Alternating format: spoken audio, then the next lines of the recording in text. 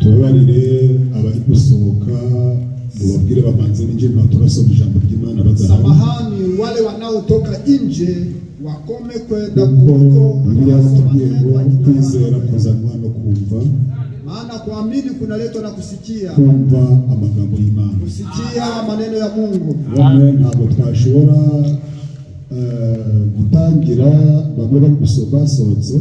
Hatuwezi kuanza wamoja ahubwo kakarimbo ka moto ko Elisa yagushyiriraho ile nyimbo ya kuchemuka ambayo Elisa agashiraho turindire bana bagiye mu bwiherero ngoje wale wanaenda mwenye choo hanyuma dusome amagambo y'Imana baadaye tutasoma maneno ya Mungu birakorwa mu izina rya Yesu Kristo. Tatendeka yote. Nimepokea ujumbe wa wakati wangu, nani atasema mimi niache?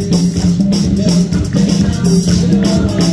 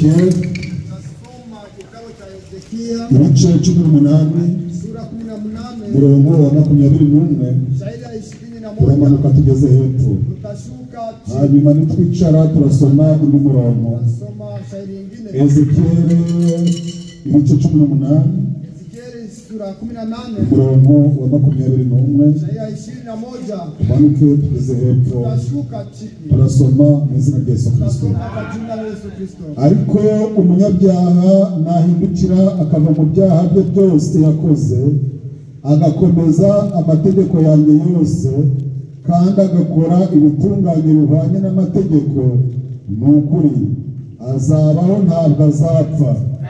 Ibyaha bye yakoze nta na kimwe kizibukwa. Amen. Amen. Ibyaha yakoze nta na kimwe kizamubarwaho, azabeshaho nuko yabaye umukiranutsi. Muragira ngo nishimire ko umunyabyaha apfa? Niko umwami w'Uwiteka abaza. Ikiruta si uko yahindukira akava mu nzira mbe akabaho. Kadusubiremo. Acha nirudi ndani. Ariko umunyabyaha nahindukira akava mu byaha bye byose yakoze agakomeza amategeko yanjye yose kandi agakora ibitunganye bihwanye n'amategeko, ni ukuri azabaho ntabwo azapfa. Ibyaha bye byose yakoze nta na kimwe kizamubarwaho, azabeshwaho nuko yabaye umukiranutsi. Mugira ngo nishimira ko umunyabyaha apfa? Niko umwami w'Uwiteka abaza. Ikiruta si uko yahindukira akava mu nzira ye mbi akabaho. Twicaye turasoma Daniyeli Tutapata kifuatayo. mu bice bimwe umurongo wa 24. 24 Daniyeli ni hirya y'igitabo cya Ezekiel. Daniel Birakurikiranye turasoma mu izina rya Yesu Kristo. Nicyo gituma ngusaba Nyagasani ngo wemere inama nkugira, kuzaho ibyaha byawe gukiranuka kandi ibicumuro byawe ubikuzaho kugirira abakene impuhwe, ahari uzagirirwa amahoro. Amen. Mwami wacu Yesu Kristo, Mana nyir'ijambo, Mana y'abateranye, Imana twaje kwambaza, aya magambo asomewe mu matwi yacu, manurwa no kuyaha umugisha. Twe turi abantu ntacyo dushoboye, nyamara wowe uri Imana. Umurimo si uwacu ahubwo umurimo ni uwawe. Kwa kundi ko wakoresheje abahanuzi, uko wakoresheje ba Yesaya, ugakoresha ba Yeremiya, ugakoresha ba Paulo, koresha n'abadutumweho mu izina rya Yesu Kristo. Akanwa k'umuntu turakanze, ibitekerezo bye birica, ariko ibyawe bitanga ubugingo. Twicishije bugufi mu maso hawe kugira ngo ijambo rya mbere n'iriheruka riyoborwe nawe. Kandi abaje bateranye, uri kureba ukabona yuko adatunganye, akaba atashobora gukora mu byo kurya atari yezwa, akaba atashobora ku byo kurya yanduye, amaraso ya Yesu namweze. Mfite umutima umucira urubanza, akaba atatunganyije ibye, akaba yinjiye nk'uwinjira mu isoko, akaba yinjiye nk'uwinjira muri Walmart, amaraso ya Yesu arahari. Abakeneye kubabarirwa nibababarirwe mu izina rya Yesu Kristo. Ijambo ryawe rirera Mwami, icyumba turakikwereje, ahantu twicaye turakwereje, imyuka mibi turayicyaje mu izina rya Yesu Kristo. Ibitotsi nibitube kure, ibibazo bitube kure, amaganya natube kure, n'indwara nizitube kure, ingorane zitube kure mu izina rya Yesu Kristo. Iki cyumba kiharire, duhana umugisha n'amagambo maze gusomwa, njye na mwene data duhagararanye, udusuke amavuta yawe, tubisabye mu izina rya Yesu Kristo. Tubashuje mu izina rya Yesu Kristo. Tunawasalimu kwa jina la Yesu Kristo. Mukomere mu mwami. Katika mfalme wetu Yesu. Shimira Imana ko munezerewe. Tunashukuru Mungu kwamba mnafurahi. Ibi ngibi muri kubona ni by'akanya gato. Mnaona ni ya muda kitambo. Umukobwa umwe yabajije Frere Branham ati, msichana mmoja alimuuliza ndugu Branham, hano hantu ko tukunda kuriha za renti hapa mbona tunalipa bizagenda bite? Branham aramusubiza ati, hari ahantu baduteguriye amazu kandi ayo mazu ntituzayakwa. kuko Yohana haranditswe ngo turi mu rugo rwa data hariyo amazu menshi, yaba adahari mbababwiye, ariko ngiye kubategurira kugira ngo ahantu ho nzaba namwe muzabeyo. Nishimira cyane yuko Imana yaduteguriye aho tuzaba. Bene data bakundwa, kuba abandi ni ikibazo. Niyo mpamvu twakagombye kugira ishyaka, Imana ikaduhereza ahantu ho gusengera. Bari kutubunza nk'umunyu. Umunyu iyo wabuze isoko barawumunyiza, ariko murindire Imana. Twarabyumvishije ngo ni Imana ihindura amateka. Ibi ngibi turi kubona, muzajya kubona mubone biragewutse, bizahinduka. Tuzabona urusengero, tuzarubyiniramo, tuzahimbaza, kuko Imana dusenga ntabwo ari ikigirwamana. Ifite amafaranga, ifite amazahabu, natwe turabaye, turi ubutunzi bwayo. Ntiyakwemera ko tugumya gusuzumurika. Amasaha azagera, Imana izaca akayira. Icyo tugomba gukora ni ikihe? Ni ukuyisaba, ni ukuyinginga, ni ugusenga, tuyereka ibibazo byacu. Yashubije abandi, natwe izadusubiza mu izina rya Yesu Kristo. Turanezerewe, Frere Gerard manza ataraza. Hari uwo yari yagiye kureba hariya hepfo gatoya kugira ngo amubaze niba twanabona ahantu ho gusengera. Buriya twese biratubabaje, ariko ibyo byo tube tubiteye umugongo. Amagambo y'Imana tumaze gusoma aruta izi nzu. Amagambo y'Imana tumaze gusoma asumba umugabo wawe. Amagambo y'Imana tumaze gusoma asumba abana bawe. Amagambo y'Imana tumaze gusoma asumba na Trump. Ni amagambo afite ubugingo. Nabibaza amagambo upfa akakuzura, upfa akakuzura, ugapfa ukongera ukabaho. Unakufa lakini unafufuka. Ni ijambo ry'Uwiteka rizura n'abapfuye. Imana yabiteguye neza, nihabwe icyubahiro. Umunsi w'ejo abateranye ibanga bari benshi, walikuwa umati wa wengi. Na abashyitsi nibamanika akaboko turebe abashyitsi. Umwe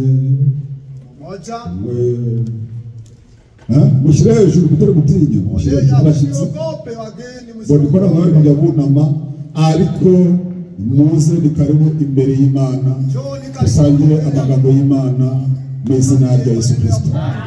None data nawe mu kanya arabaje, byagaragara ko yaba yasanze wenda kuko bagiye gusenga, ariko mu kanya nawe arabatugezeho. Amagambo y'Imana dusomye, Imana yaduhere n'umugisha mu izina rya Yesu Kristo. Ejo twaranga twumva amagambo ari kuvuga ngo Imana irondora imitima. Mungu anayepambanua mioyo. Umugore wawe nubwo mumaranye imyaka 20, japo kwa mke wako mnaishi miaka 20, ntaho wari wamumenye, bado haujamjua. Umugabo wawe nubwo mumaranye imyaka 10, japo mnamaliza miaka, ntabwo wari wamumenye, bado haujamjua. ahubwo Imana yo iramuzi. Lakini Mungu yeye anamjua. Iyo wicyanye na mugenzi wawe ukamusuhuza ngo aleluya amen, unamsalimia unasema aleluya, iritegereza ikareba mu ndiba, anaona kilindi ya moyo, ikavuga ngo mbese ira amen ifite ahivuye. Inatoka wapi? Kumanika amaboko kwacu kunyosha mikono yetu gufite inkomoko. Urukundo dukunda abafurere rufite inkomoko. Amaboko tumanika hejuru nayo afite inkomoko. Nongera mbabwire ngo umutima w'umuntu urahishwe kugeza igihe Imana niyo iwuzi. Ariko Imana yakwanze, kama Mungu alipanga, wirukankana indirimbo ugasiga umutima, ukirukankana kubyina umutima wawe ugasigara, ugahimbaza ugasenga ugatitira, bakagira ngo wuzuye umwuka wera, umutima wasigaye. maze Imana ikakwitegereza ikavuga ngo yazanye gutitira ariko umutima we wasigaye. Ngenda abwira abateranye, Imana dusenga itegereza mu mutima, tuyihaye imitima yacu. Imana yacu yiyobore, Imana yacu yitegeke. Iminsi y'indyarya, amasaha yo kwishushanya, amasaha yo kwishushanya, ayo masaha yarangiye. Umwami yazahingutse mu bicu, kandi abazajyana ni bande? Ninde uzahagarara mu ihema ryawe mwami? Ninde uzahagarara hera he? N'ufite umutima utanduye ntarahira ibinyoma hepfo ngo akavugisha ukuri nk'uko biri mu mutima we. Mbese amagambo ni amina? Nukuvuga ngo Imana ireba mu ndiba y'umutima, izabazajyayo, izabazasigara, izabahimbaza birimo, izabafurere bakundana birimo, izabakoma amashyi birimo, izabaterana birimo. Haleluya! Ariko abo bitarimo bazasigara mubareba. Amasaha azaba ageze, uzashaka umusore mwicaranaga, uzamubura, uzabaza uti mbese yagiye he? Nugera mu nzira uzasanga ari kurahira ati ndoye n'umubanda n'umukobwa w'abagesera. Uzibaza ati yarivuyemo ryari? Icyatumye bivamo yazanye indirimbo, ntiyazana umutima. Yewe Nyagasani we, muhaye umutima wanjye. Uzasanga umugabo afite icupa rya byeri ariko umwana shahuwe zakarga zoka zitwishe. Fata shano sha, fata na hano bakubitana amacupa. Uzamwitegereza uvuga ngo ntiyarari umuririmbyi, ntiyarari umusere. Byagenze bite? Yazanye indirimbo asiga umutima. Nyagasani Imana we, muhaye umutima wanjye. Haleluya! Abakozi bazabwiriza, bamwe babwiriza ibyo badatuyemo. Uzabasanga muri bamaraya, uzabasanga mu kabari, uzabasanga bari gukora ibyaha. Uzababaza uti ntiwigeze kutubwiriza mesaje? Nawe azagusubiza ati nazanye umukozi ariko umutima ndawusiga. Abateranye bifurije kuzana imitima mu izina rya Yesu Kristo.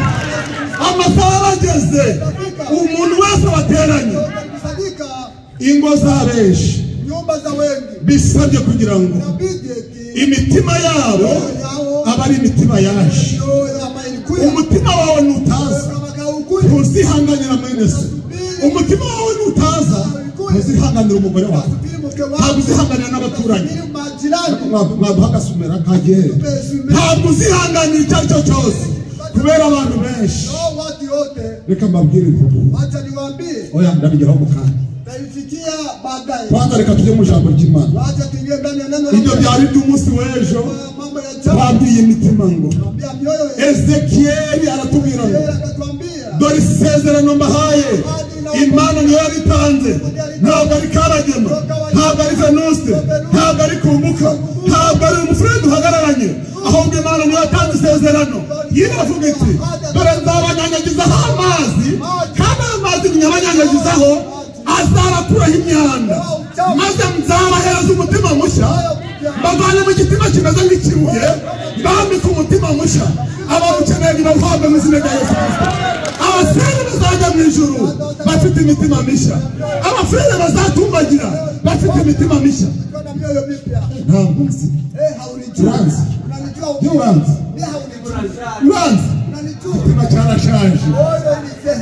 Yewe mfite ababyeyi utere kunyiteruraho, inzu nayigusigira ukarera n'abana wenyine kubera ngo uhuguye, kubera ngo yaza amakosa akaba yarabyikoreye. Aragiye no kwa mukecuru, mwaramutse bigenze bite? Umugabo ari kwiba ari ku ntongo kera. Aba bakecuru bazisaziyemo bahawe umutima wo kwihangana. Nutagira umutima wo kwihangana ntabwo uzashobora kwisaziramo. Bifurije kuzana imitima tuyihereze Yesu. Yesu wabambye yiyobore mu izina rya Yesu Kristo. Amasaha yo kwiyobora yarangiye, amasaha yo kwitegeka yarangiye. Imana dusenga idusezeranije umutima mushya, n'imbaraga nshya, n'amavuta mashya, n'ingendo nshya, n'imigambi mishya. Ababikeneye nibabihabwe. Na uyu munsi turavuga iki? Halafu siku ya leo tutasema nini? Turasomye ngo tumesoma eti Cyokoze nimbwira umunyabyaha ni Ezekiel. Ezekiel anatubwira. Cyokoze umunyabyaha nareka inzira ze. Akazivamo burundu. Akarahira. Kavuga ati uhereye none ibitekerezo n'imigambi biva mu mutima. Nuzagambira biturutse inyuma bizakunanira, ariko nugambirira bipfuye mu mutima ibintu byose bizagenda neza. Kubera Imana ikorana n'imigambi yo mu mutima, nimureke tuganira amagambo y'Imana, tugereke ibuye ku rindi mu izina rya Yesu Kristo. Badusomeye amagambo meza cyane atubwiye neza ngo uko umunyabyaha nahindukira akava mu byaha bye byose yakoze agakomeza amategeko yanjye yose kandi agakora ibitunganye bihwanye n'amategeko, ni ukuri azabaho ntabwo azapfa. Namwe mwemeye ko atazapfa? Nubwo wakwica abantu 5,000 ukumva ijambo ry'Imana none ukavuga ngo uhereye none ndanzuye, ukandura bitaturutse inyuma ahubwo biturutse mu mutima, by'abantu bose wishe, nta n'umwe Imana izaba, ahubwo Imana izabara aho uhereye, kubera ibyaha byawe izabifata ibita mu nyanja yo kwibagirwa. Ariko abantu bata mu nyanja zo kwibuka. Umwaka runaka fulani yakoze alitenda hivi, undi mwaka wakurikiyeho nawe akora ibi. Ntabwo ariko Imana ikora. Abadiyakoni badufashe baducungire za gahunda, kuko abantu bajya basohoka kurya n'ubuza, muratuma natwe duta umurongo. Bisabye gahunda mu nzu y'Imana. Nongere mbabwire ngo umunyabyaha nahindukira akareka ingeso ze, ibyo yakoze byose ntabwo bizongera kwiba. Ni bangahe babyemeye? Umuntu naramuka avuye mu nzira ze, inzira ze mbi, akazivamo akigendera, ntabwo Imana izongera kwibuka amakosa. Hepfo ngo mu byo yakoze byose nta na kimwe kizibukwa, kuko azabeshwaho nuko yabaye umukiranutsi. Hajya nyiragira ngo ngewe nishimira ko umunyabyaha apfa.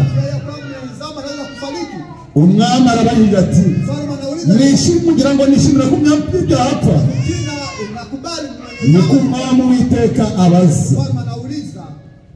Ahubwo icyiza si uko yakwihana agahindukira akava mu ngeso ze mbi agakora ibyo gukiranuka. Yesu amagambo ni amina. Nagize ngo muyategere amatwi muyakurikirane, harimo ubugingo, harimo n'imbaraga. Hirya muri Daniyeli twasomye ngo noneho mwami rero icyakubera cyiza, dore inama nkubwira, kuzaho gukiranuka ibyaha byawe, ahari Uwiteka Imana yakubabarira ukagira amahoro.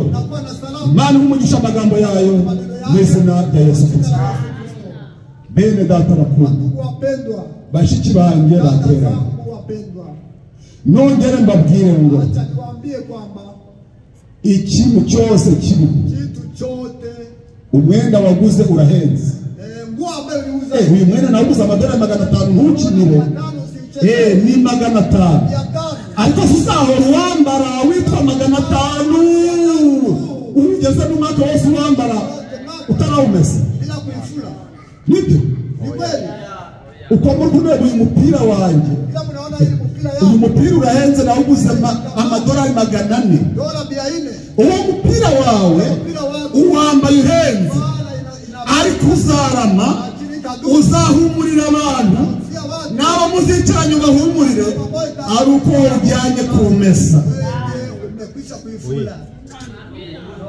Ipantaro yanjye irahenze we, nibyo ntabwo tubyanze irahenze, nuyambara imyaka 5 utayimesa abantu bazatangira kwipfuka mu mazuru kuko iyo pantaro yawe izababera ikinuko ipantaro yose bayambarira kuyimesa wote wanaivalia kuifula umusatsi wawe kubona iyo ngiye muri salu bawukorera amadolari 1000 maze bakawunyorosha maze bakawukora we nibagende bawukore ariko nurongere ngubwire ngo nubwo wagira umusatsi mwiza ukawugibubesha ngaho utawumesa nangwa utawukora neza amasaha azagera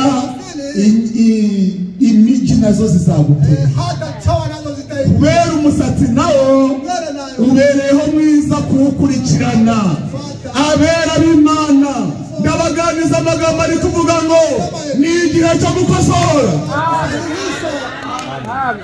amasaha yageze ni igihe cyo gukosora imodoka yawe barayiguze ntabwo ngewe mbyanze watanze 50,000 ariko ayo mavuta washyizemo nutayavana muri niyo modoka yawe azamara mw'umwaka iyo modoka zawe ikirinze oya tuzabimenya ugiye muri Ohio tuzabimenya ugiye Texas itangiye kugucumbiraho hari n'igihe izaguhiraho kuko wanze guhinduza amavuta imodoka nayo ibeshyeho kwikosora abera Imana bateranye abafurere bazajya mu ijuru Imana nidukosore kuko amasaha bageze buri muntu wese akosorwe imodoka yanyu irahenze imodoka urayizi Lande Cruiser iyi ni Lande Cruiser twese turabizi ariko se umwaka wa mbere udahinduza amavuta umwaka wa kabiri udahinduza amavuta hanyuma n'abamakanika nabo babuza akazi bitewe n'imodoka yawe iyo modoka utobocayiringi izagera igihe no kurisunika bizakunanire ahubwo bazayitowinga kubera yagusaziye utabizi wiratanye ubushya bwayo wibagire ko ugomba kujya kwa makanika dufite Imana ikosora we dufite Imana irangiza ibibazo dufite Imana ihindura abakeneye gukosorwa bayifunga umugisha mu izina rya Yesu amasaha arageze ibyo kwikubita mu gatuza ngenda tangiye nabangenda haye gutya mu imahama nari nkomeye nategaga amaboko arasenga bose bakavuga ngo nuzuye umwuka we nabyinaga mu asambure turi ibyumba urusengero twasengeramo ugasanga neza neza rukunyiganyiga natambuka gutya ngo umunyamukara atambutse ntabwo bazaba ari iby'ibyumba ntabwo bazaba ari iby'ikanizo ntabwo bazaba ari ibyahe ijambo ry'Imana riti abera dukwiye gukosorwa kuko nongere mbabwire ngo uwatangiye mbere aterekera atabona atangiye mbere kuko umwana wose bawambarira kuwumesa samagambo ni amina umwana wose bawambarira kuwumesa umuntu wese utazamesa bazamuka batayitupa azamuka yatakuwa mnuko atakuwa na harufu mbaya uzajya wicara n'uwo mwicaranye yumva uri kumuhereza ikinuko bitewe n'imyenda yawe utajyanye kumesa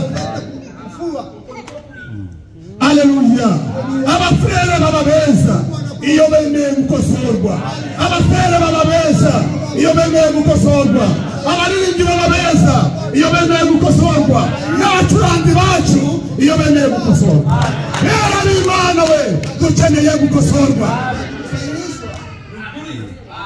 niba umuntu azabona igihugu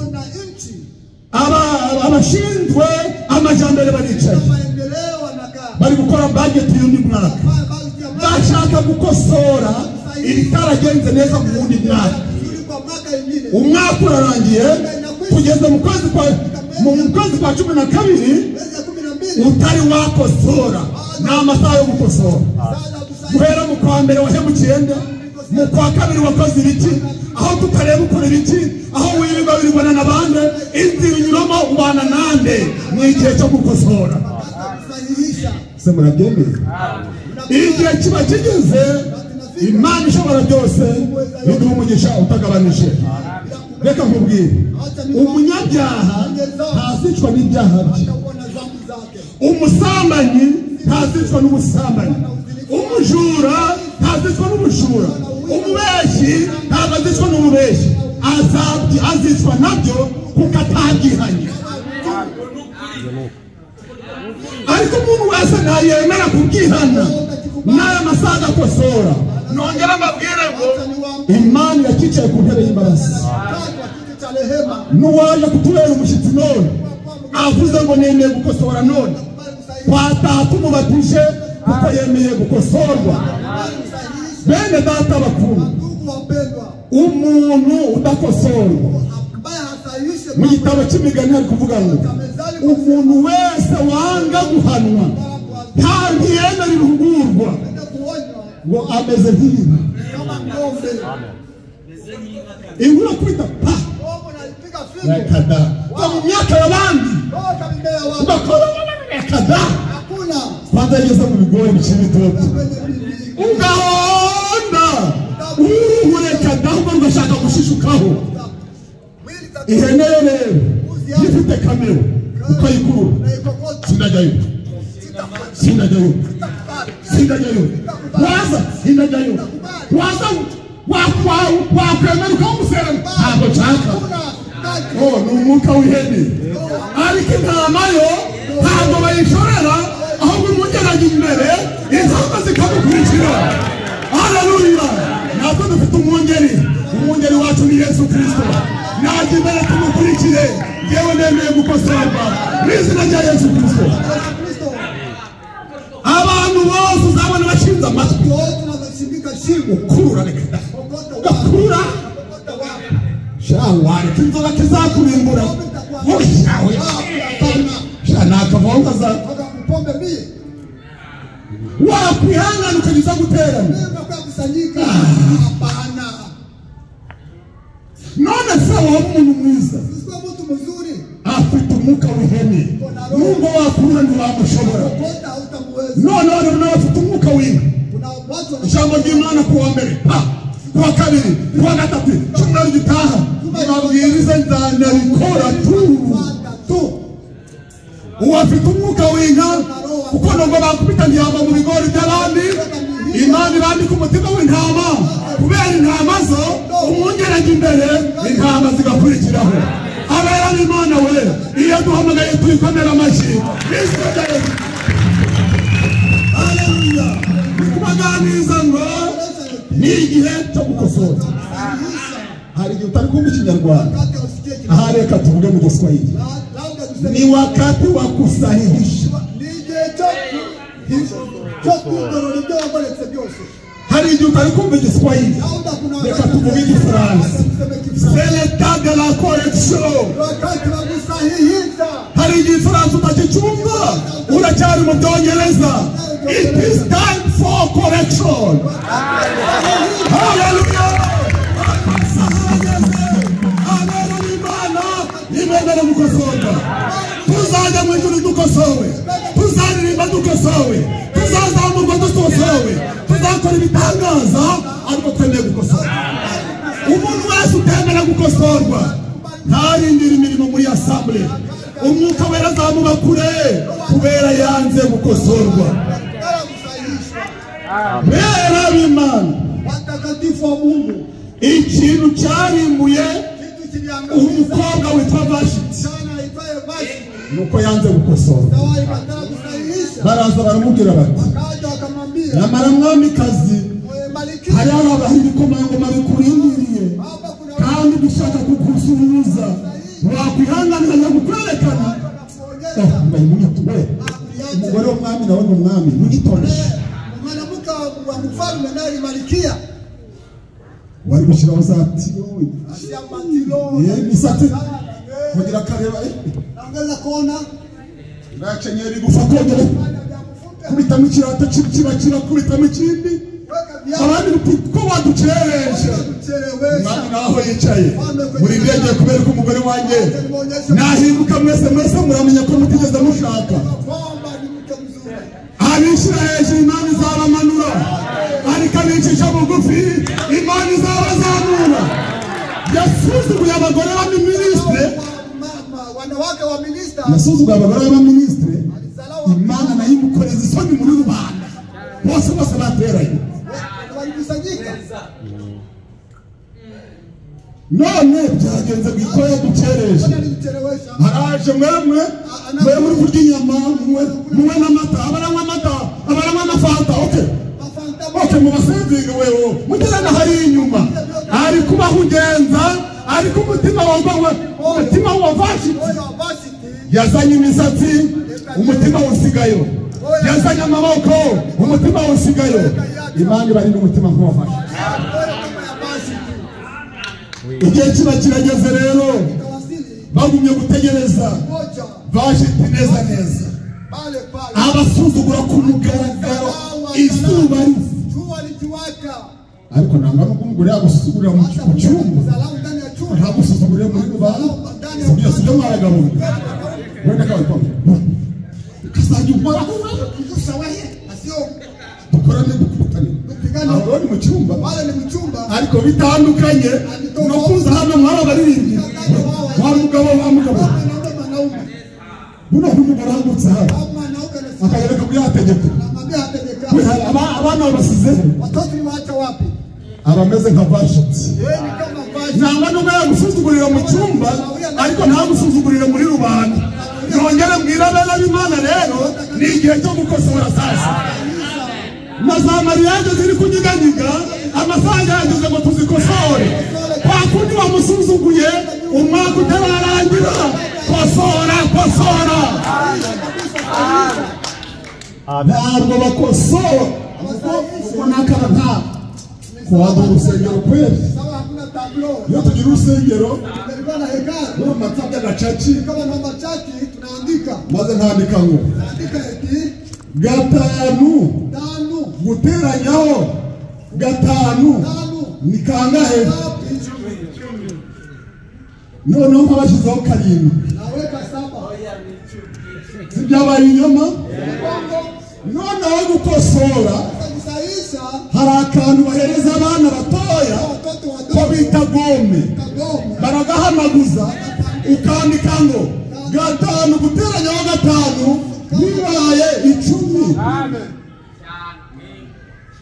iri 10 rero ni igisubizo gikosoye ino mibare baguhaye bisobanura iki gukosora nta kosa rikosora irindi nta mugore unanirana ngo bamuharike iyo ugiye kumuharika uzana nyirashyamba akazagutwikisha imbabura nta mugabo ubona umugore yamusuzuguye ngo ngiye muri ba maraya ntureba nawe uzavanayo sida nta kosa gakosoza irindi ahubwo ikosa arikosoza igisubizo kivuye mu ijuru haleluya nimwe igihe cyo gukosora ababyemera ibande Imana idukosora ntukazavuge ngo runaka nkurikije ukuntu nagezeho akanyuma kari gasohoka noneho nanjye nayenze hano hariho ka kari gasohoka gahiye ako ntawe wemerewe kukanywaho hariho umuntu nagateguriye kugira ngo amwishyure bya bindi yamukoreye ikosa niba rikosoza irindi ahubwo biranditswe ngo aba banga mubasabire umugisha abo bavuga nabi mubasabire amahoro haleluya ni ukuvuga ngo gukosora urwango barukosoza urukundo umutekano muke bawukosoza amahoro kuvuga nabi bakosoza kuvuga neza imijinya bayikosoza kunezererwa uko niko gukosora ababyemeye Imana ibahereze ni igihe cyo gukosora Imana igukosore mu izina rya Yesu Kristo nta munyeshuri hakuna mwanafunzi n'umwe watangira amashuri tunaanza masomo ngo bamuhereze bamupatie kwanza iyo batangira amashuri babaha ibibaho bino bibaho ndi kwandika wanaanza masomo wanapatia mibaho kugira ngo najya yandika nabi kakandi gahita gahanagura apate kufuta ibyanditse biri kutubwira ngo usomye muri Zaburi 34:13 ururimi rwanjye ruhwanye n'ikaramu y'abandika vuba nukuvuga ngo twandika rero mu gitondo byose birahumana ibintu byose uvuga ibintu byose ugenderamo ibintu byose utekereza byose ni bibi niyo mpamvu tubeshejweho n'amaraso ya Yesu. Bene data bakundwa, ni igihe cyo gukosorwa, amasaha bageze, Imana ibaha umugisha mu izina rya Yesu Kristo. Dawidi yagiye kugarura isanduku hanyuma afata igare afata ibimasa bayihekaho barayizana buhoro ariko mu mutima yarazi ko isanduku batayiheka ku bimasa. Isanduku ubusanzwe yeremerera igihugu z'Abalewi, ariko wakora amakosa ashaka igare ashaka ibimasa. Bageze mu nzira ubuza baratsikira ibimasa biratsikira uzajya kuramira nani tukwere ibi ni ibiki murimo umurimo wanjye ntawe wikoreza ibimasa ahubwo umurimo wanjye wabikoreza Abalewi. None ubwo bimeze bityo beuza ngiye gukora ikintu kimwe mu iteraniro abandi bose muzatinye piga katepra atapiga kipasi mubona bakanagujwa akaza macho Bibiri iti nuko Dawidi atinya Uwiteka kuko yakoze ibintu bibi kandi azi ukuri. Hanyuma aravuga ati nenda bagenza nte oya isanduku ntabwo napfa kwitwara ngo nijyane mu rugo ivi ahubwo reka hote ntugakubarike ahubwo reka gosore ndera kizagera iwanjye ibintu byose biri ku gahunda.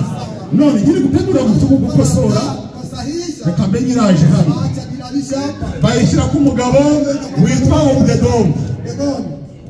Ameza ngahe irahaba amasaha arageze ihene ibyara kimwe yakubise bibiri ibyara bibiri yakubise bine.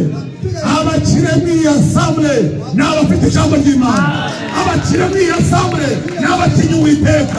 Ntabwo ari imyenda, ntabwo ari za kaunti ku mabanki. Kaunti yanjye ku banki yenda kumeneka maze imyaka 20 gusevinga. Niba udafite parole warahombye. Abakire we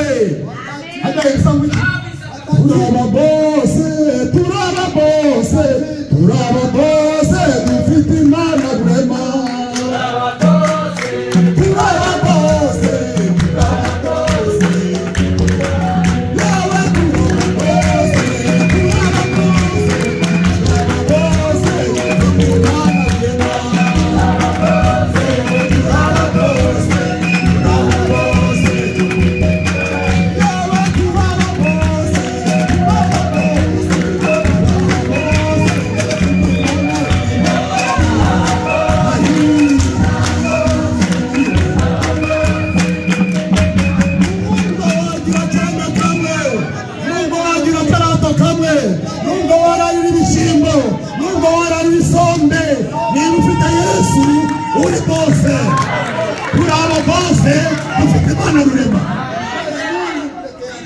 Maze tangira kubyara kubika 4, 5, 6.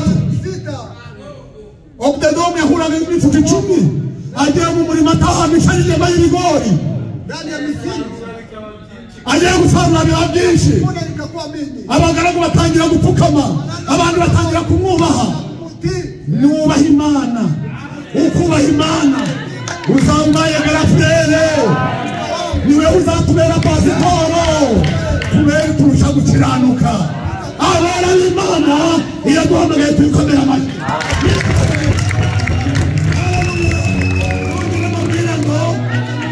Kwa ura mufrere yasize iyo sanduku kugira ngo amanze akosore. Kusudi apate aanze kusahihisha. Dawidi mu mutima uramubwira ati Ndani ya moyo uko nakoze nabi. kama nilifanya ubaya. Umukiranutsi rero Ni haki sasa. ahorana urubanza mu mutima. Shala ndani ya moyo. Muzakora ibintu none nta rubanza, ejo nta rubanza, icyumweru nta rubanza, ukwezi nta rubanza, umwaka nta rubanza. Uri umwana wa Kayini. Kubera Fred nambari kuvuga ngo hari umugabo mutihaga. Uwo mugabo utihaga ni umuntu witwa Satani. Nabo yabyaye ibihana. Bambara amakositime bakayambarira ku byaha, umwaka ugashira ubundi ugataha 2030. Yesu azarinda sa bakiri kugotomera ibyaha. Yabwira rero ngo n'igihe cyo gukosora. Amasaha yageze dukosora. Kandi gukosora gukosora n'umutima wose. Uko niko bakosora. Satani ntiyihana. Cyo cyatumye Yesu yababwira ati yewe nta rubyaro rw'inzoka ni wowe wahuriye ngo muhungu umushingiye kuzatera. Okay, nta kibazo ngo mwaje mu materaniro mugende mwera imbuto zikwiriye abihaye. Yabwiraga abandi urubyaro rw'inzoka, ariko abana b'Imana iyo baguye mu ntege nke Imana irabahagurutsa, iyo bihanye Imana irababarira, iyo duhamagaye bihabwa icyubahiro. Amasaha ageze, c'est l'état de la connexion. Mambo ya kusahihisha. Ni wakati ya kusahihisha. It is time for you. It is time for you. Ni wakati yako ya kusahihisha. Yes araje. Yes araje. Yes araje. Ni igihe cyo gukosora. Gukosora nande? Dawidi yamaze kubona bitunganye, afata Abalewi, afata byose bimaze kujya kuri gahunda isanduku y'Imana, bashyira ku musitari, hanyuma bayintera. Niyo mpamvu twiyama abagore bivanga mu bibazo by'abakozi, bayihereza imbere y'ibiriya hirya kure. Si ukubyivanga muzatubwiriza mbese. Mureka abagabo barwane bafite aho bazabirangiriza, ariko weho tera na wumva ijambo ry'Imana. Amasaha azagera Imana ikemura ibibazo zabikemura. Bene data bakundwa we, reka nongere mbabwire ngo ni wakati ya kusahihisha. Sanduku y'Imana nihabwe impundu we, ariyereka sanduku y'Imana nihabwe impundu. Turagushimiye.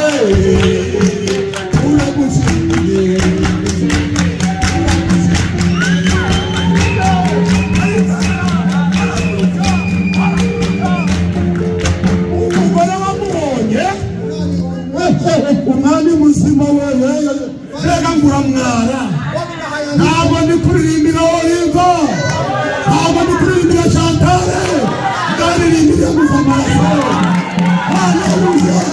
Nongera mbabwire ngo tugira Imana, twihimaze, twimanikira amaboko, uwo dukorera si umuntu.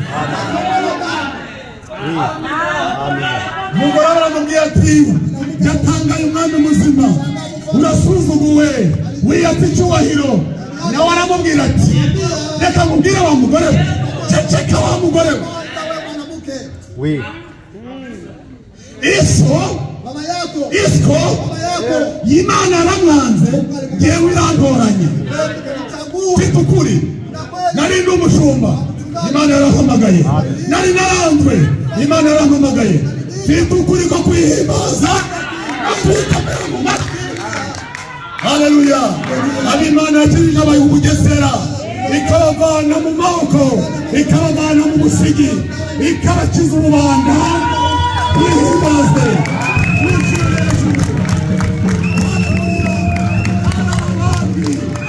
Hari abandi basigayeyo, nabo ntacyo bakoze, kandi nabo nta byaha bakoze, ahubwo yakunze Yakobo yanga Esawu.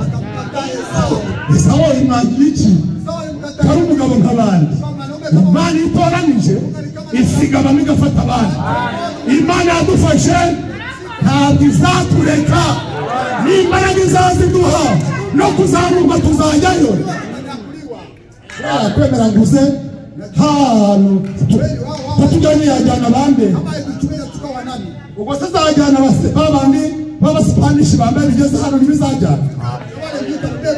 Uyu utere kumucika intege niba n'intege ufite n'ibibazo bitari byashira tukaba Imana izabirangiza. Ni wakati ya kusahihisha. C'est le temps de la correction. It is time for correction. For you and for me and you. Even now. Nije cyo gukosora. Twese tukakosora. Buri muntu wese akakosora. Wicaranye n'umuntu nk'indyarya. Ukae pamoja na huko Ukabafanisayo babigenza. kama farisayo. Nongere kubwire ngo umwaka warangiye ni wakati ya kusahihisha. Najame ni wakati ya kusahihisha.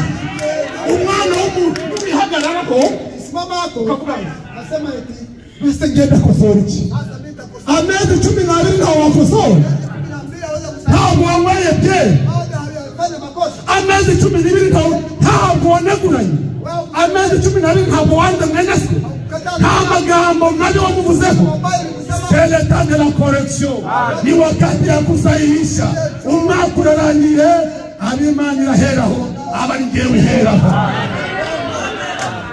Ni wakati ya kusahihisha.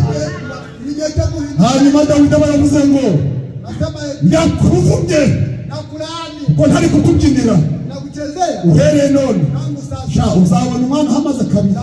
Hata mtoto kufika siku mbili yabaye ingumba yarinze apfa atarabyara. Mu bintu by'Imana mujye mugenda buhoro. Mu by'Imana mujye mugenda buhoro. Mu byawe uzajya wirukanka.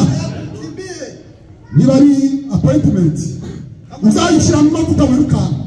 Ariko nimugera mu by'Imana akariro gake napfire umurimo si uwanjye, umurimo si w'abagabo, umurimo ni uwasenyeri. Ni wakati ya kusahihisha. Ni igihe cyo guhindura. Hanyuma rero yabaye intwari, arabyina, araririmba, mbega ibyishimo ku muntu wakosora. Mbega gutega amaboko ku muntu wakosora. Mbega gusenga ku muntu wakosora. Mbega kubwiriza ku muntu wakosora. Mbega kudiakona ku muntu wakosora. Mbega kwita umuririmbyi wakosora. Mbega gupiga ingoma wakosora. Ababyemeye Imana ibahereze. Amasaha arageze. Ni wakati ya kusahihisha. Ejo twamwumvishije yabaye inyamaswa, intare iramumenya, imboga iramumenya, ifumbe iramumenya, barabyagira.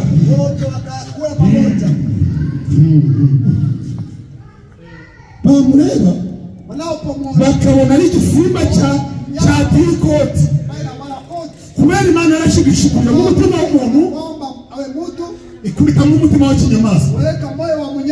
Ndikura ukuntu bari kugendana n'imbogo. Nawe yunamye rero namye aheruka mu rugo. Inzara zabaye inzara zarahetamye. Amaso yabaye nk'ay'impongo.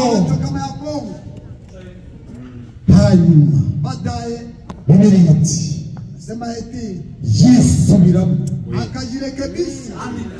akasahihisha. Nyaruna Mana ahantu hondi ndamutse mpavuye ndagukorera. Mana aravuga ati hari n'igihe usenga Imana ntigusubiza ako kanya. Kabikuretsa kandi ugatongana ukitonganya. Mwene data nutamenya ibihe by'Imana uzasebanya n'Imana. Niba washubije riva none nawe tegereza ejo. Ntabwo mwese abagiye ku kidendezi ntabwo ariko bose bakiraga. Aho nguho amazi yihinduzaga akikubitamo uwo niwe wakiraga, abandi bakagaruka ejo. Niba udashubijwe none uzasubizwa ejo. Ni wakati ya kusahihisha. Kandi muba gukosorwa ninjye wa mbere. Nawe ababyemeye Imana ibahereze. umwana wemeye gukosorwa mtoto anayekubali kusahihishwa ntabwo isi yongera kumene ku mutwe hapasuke kichwa. wangira ku ahantu runaka ko ndi kumva umutwe ukundi Siwende fasi fulani mbona kichwa na ariko dadi nawe urakabije wewe papa mambo yako ni hatari. ariko se wangira mwari wose kukajya kumaira Kwenye soko nenda kuhemea. mama ndikumva ndushye ntabi Nachoka sitakwenda. abo bana banze gukosorwa umwana wakosowe ajyayo batari barirekanya abakobwa bari muri assemble n'abasore bari muri assemble imana nidukosore ababyeyi bacu ntabwo bazongera kuruha ntabwo bazamene ku mutwe hari umusore wakosowe waza nijoro agakinguza ababyeyi hodi urinde Kabisa. nitwa Justin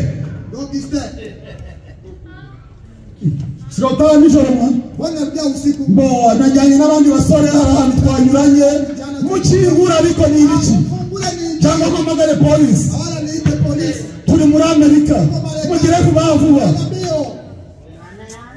mbega icyana cyanze gukosorwa kizagufungisha no kuri polisi kizakujyana bagukubita ibiboko ariko nacyo ni ikivume mu bazakomeye kizapamere ndabwira abasore bacu ndabwira inkumi zacu n'abakecuru n'abasaza n'igihe cyo gukosora Amen. mbega inzu y'abantu badakosora Ona nyumba ya watu ambao wakusahihisha. Shika makoti. Namushika. mwana Mnisaidie. abaturage ibintu bikira Jirani wanasema nitukane. twari tugu ikintu zadupfuye ni igice Tunafia ni kitu gani? dupfuye gusa Tunakufa bure. twari duhagaze Watu tunasimama. turi muri salo Tuko ndani ya imbere iratambutse Fanya ikapita. bwira umugabo ngo inyuza Tabia imepita hapa. aranga ngo inyuza ndamubwira ngo inyuza aho kugira ngo abyemere angubita urushyi iyo abantu batakosoye bapfa n'imbeba iyo abantu batakosoye bapfa n'imbeba kagapusi kaba mu nzu yanyu iyo gatambutse kakabakoraho nako kabaye intandaro nitwemere gukosorwa ibintu bizagenda neza ababyemeye imana igahereza amasaha ageze ni wakati ya kusahihisha reka nibute kugira ngo tuzoze ni igihe cyo gukosora Wakati wa kusahihisha.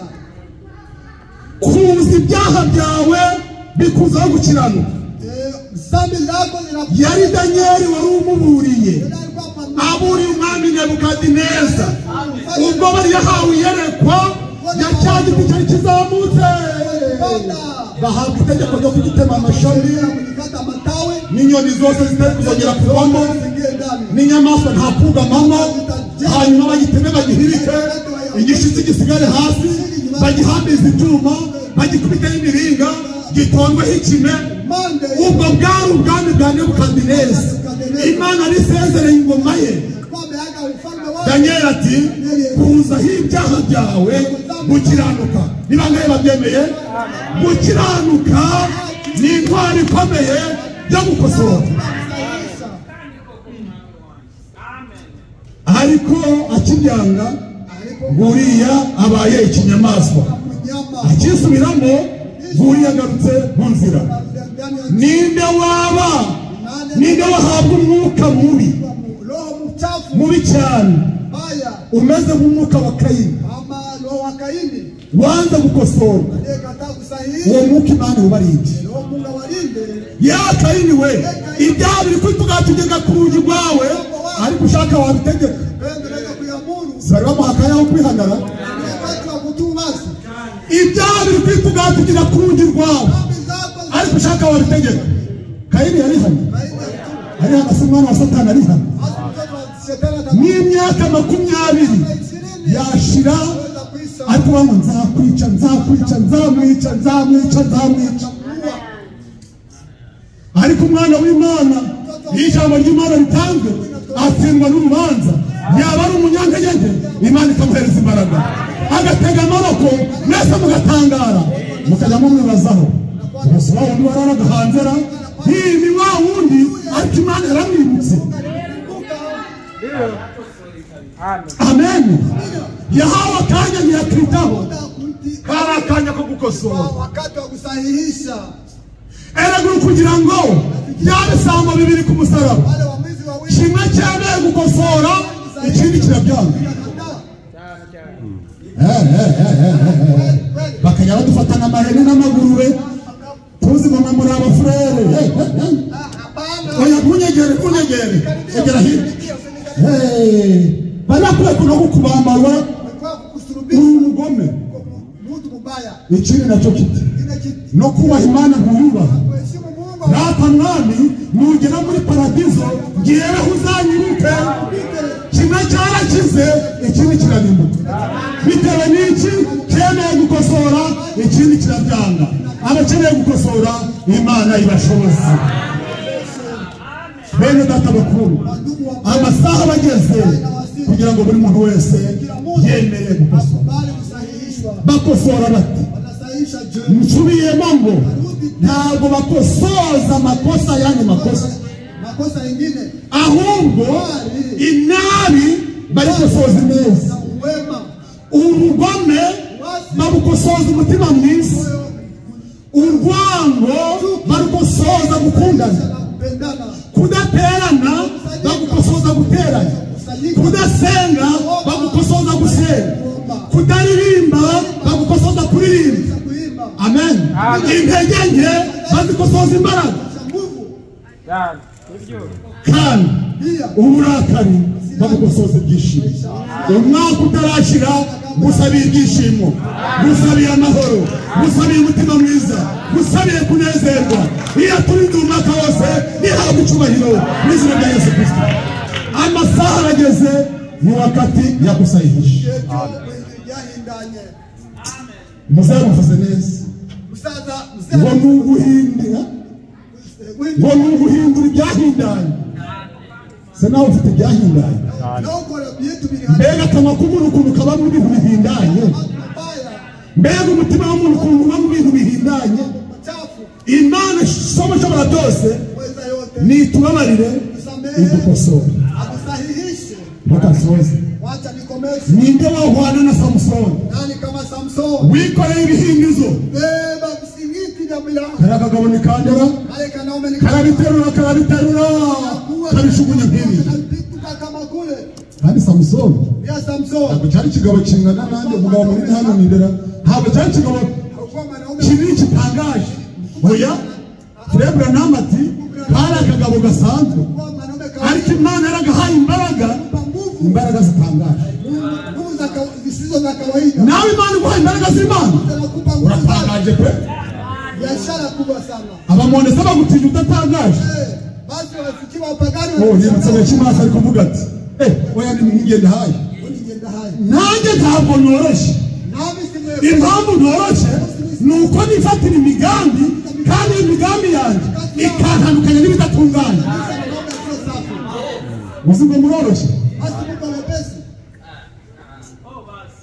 Uzi imiryango ukuntu yuzuye abadayimoni? Ntimugakundane n'ababangasha. Tuzakundana nabo tuzamutenga. Nawe musigarane mu Rwanda bwanyu ngende kujya kwa Senyeri. Uzi ngo uwo mwanzuro uroroshye? Mbabwire ngo ntabwo mworoshye, mwe murisuzugura, ariko Imana ibarebye ibona muri gitangaza. Uyu mufrere ajya waruri ikimuta ngo yarari umupantekote imyaka 25 wakoraga muri mugi. Yari umupasitori ariko ni umuadini wacu. Uwo mwanzuro wo kuva mu gipasitori akicisha bugufi akaba umuadini, uzi ngo uroroshye? Mutera kujya mwisuzugura. Iyo tumeneye amaraso irakomeye, iyo dukunze cyahari. Haleluya. Babwire ngo ni igihe cyo gukosora. Wakosora sahisha ndimi yangu. Hari n'umuntu upfa ukamugeraho namfikiye yako kamureba. Hari abantu bari banza kuva ku gituro cyanjye ndahaye, maze umusore umwe dada mmoja yategetse wategetse utari wakosora. Ni indwara zanyu impamvu zidakira mugasabira abarwayi ntibakire, bamwe mubasengera mutakosoye, ariko nukosora n'ibirema bizagenda, n'abarwayi bazahanuka, n'abapfuye bazavuka. Kubera iki wakosoye? Amen. Twirukanye abadayimoni, kamwe kagahagarara katwitegereza. Nabango Yesu akajya hano mwizina rya Yesu, ariko ubwo buryo ntibugende. Nese byabagendekeye gusa twabuze izina rya Yesu, burabushano mukanga kugenda, turamukorera iki? Yesu ati mwene abo bademo nta kindi kibavanamo keretse kwiriza ubusa no gusenga. Nawe ugiye ku muntu urwaye igicuri, waraye wasinze, watoka demo baragufata mu muhogo. Kubera iki wanze gukosora? Hanyuma rero nongera mbabwire ngo Samusoni wafashe ibyo bihindizo abyikorera. Iyo bageze ku munsi 300 hagira umusore w'intwari ufatira n'imbeba azayizanire mu ntoki, nzaguhereza ikiboromo cya karigasi.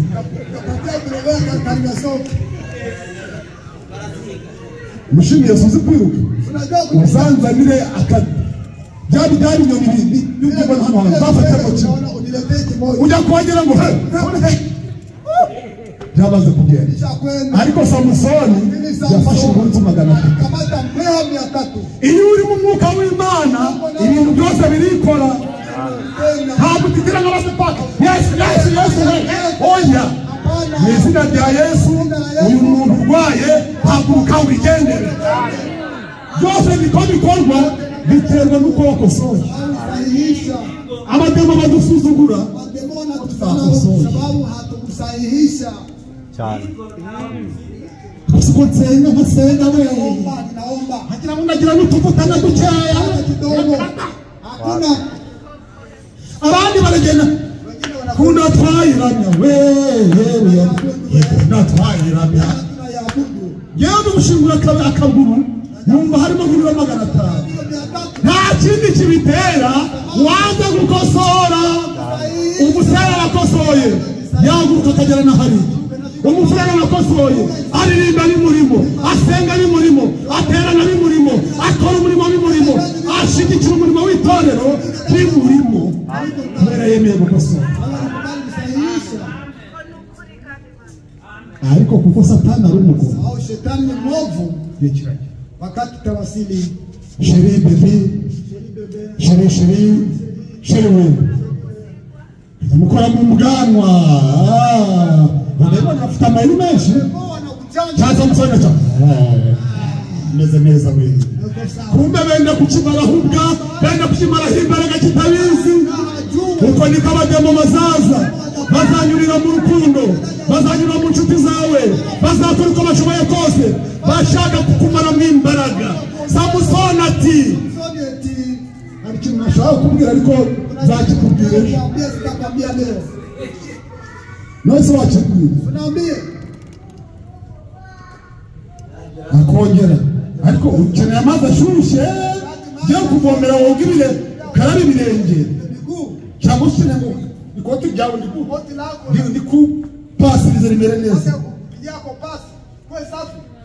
Yagombye kujya gushyushya amazi, akaza wenda akamuza ibirenge, akamushimashima, Sherina agafata n'amaguru wenda akaba yayashyira no ku bibero, kirasinzira. Ajya mujya mwibuka handi n'imogo, we gusinzirira imbere y'umwanzi, imbere y'umwanzi, we gusinzirira imbere y'umwanzi,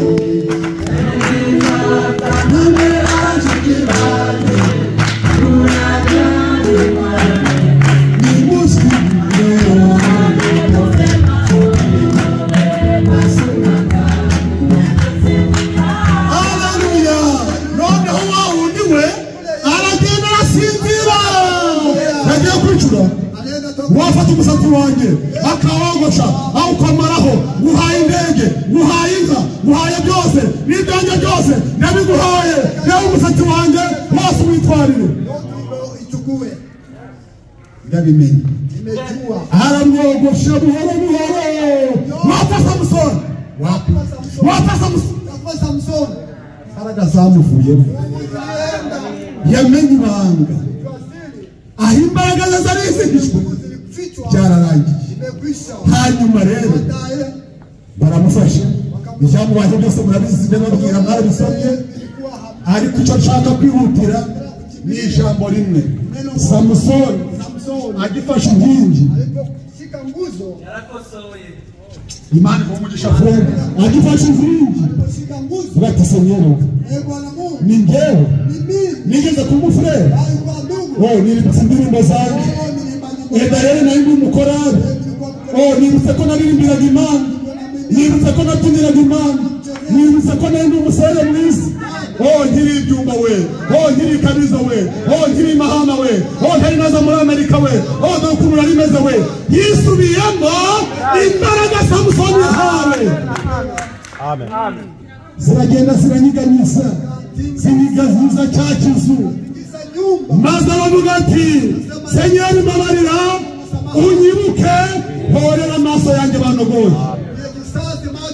yagiye kubona abona imbaraga ziraje yishe abantu barutamo yishe mu buzima bwe kubera iki Samusoni yemeye gukosora arafatanije na Samusoni gukosora arafatanije n'abera imana idukomeze n'izina rya Yesu Kristo umuntu akosora Mutanasaisha je? akosora Nasaisha ahereye ku Mana yamuremye Imana yamuremye kwa Mungu aliyemuumba. Mana uyu mwaka wose menya ko ntigeze ngutunganira nakoze ibi warandebaga aho nanyuraga hose abafurere ntaho bambonaga n'abakozi ntaho bambonaga ariko wowe warambonaga ugatera iyo ntambwe yo gukosora ubwa kabiri rero Imana imaze kukwemerera uragenda ukabwira Venuste Akamwambia Venuste, Venuste uzi ko n'imisi twabaga tutasangira na kakariga zoke changia katika soko. impamvu nikubwire abagabo bari baranteye nkagufata nk'umwanzi nakubona nk'umuntu umeze nk'igihimba none mefure wemeye kunabaga mefure dusenge hamwe turi hamwe uko niko gukosora nyakuri kubera mudakosora hamwe n'uwo mwicaranye ntabwo muzarira ku meza umuntu gusangira ibirayi hano muzasangira vinarije bongo mu kutunesha ubwa mbere ni ugukosora hamwe n'Imana ubwa kabiri ugakosora na mwene so ubwa gatatu mu muryango wawe sherifu uyu mwaka nkabona gukiranukire pe urebye ukuntu nari meze nk'inyamaswa none mbabarira umusere nawe ati mbabarira umufurere ati nawe mbabarira iyo wakosoye ugakosora n'Imana imbere ya bene so no mu miryango umwuka wera aramanuka kubera sababu n'abana bawe watoto wako abasaba n'imbabazi naomba msamaha. basabira abana ngo mumbabarire biri mu kibazo Kama unaomba watoto ibyo byose bigendana no gukosora reka soze mbifurije amahoro y'Imana atangwa na Senyeri umugisha wo gukosora sahihisha amasaha rero yarageze umwana wese ajya mu cyumba cyo hejuru yamamaze ajya mu cyumba cyo hejuru tume nao wakaingia chumba cha batangira gusangira basangira ibyabo buri muntu wese asaba imbabazi mugenzi narahemukiye basangiraga ibyabo bagakundana ariko ikintu cyabarangaga kinini barangwaga n'urukundo kuonesha upendo. hanyuma Baadaye Imana imaze kubona ko bameze neza iravuga utere none umwuka wera bawahaye umunsi wa Pentekoste bamwe barahanura abandi bavuga indimi abandi bakora ibitangaza kubera bemeye gukosora ababyemeye ntange Imana ibiduhereze mu izina rya Yesu Kristo. Yesu wahaguruka tukabisaba Imana wahaguruka ababyemeye bose bemeye gukosorwa Imana idukosore mu izina rya Yesu Kristo. Mu karirimbo gaciye bugufi ninde mwaya materaniro utari wabatizwa mu izina ry'Umwami Yesu akaza hano imbere y'Uwiteka Imana akavuga ati umwaka utararangira nanjye nendeye gukosora. Ninde wamanika akaboko akavuga ati nendeye gukosora hamwe n'abafurere, nendeye gukosora hamwe n'umugore wanjye, nendeye gukosora hamwe n'abakozi, nendeye gukosora imbere ya Senyeri. Ibyo byose birakorwa mu karirimbo gatoya, hanyuma turakiwatangije amateraniro, byose birakorwa mu izina rya Yesu Kristo. Ariko utari wabatizwa mu izina ry'Umwami Yesu ashaka yakwihuta agakosora tukamubatiza kuko Yesu araje. Amahoro y'Imana bane namwe. Mwene data akarimbo gatuje ninde wemeye gukosora. Wakati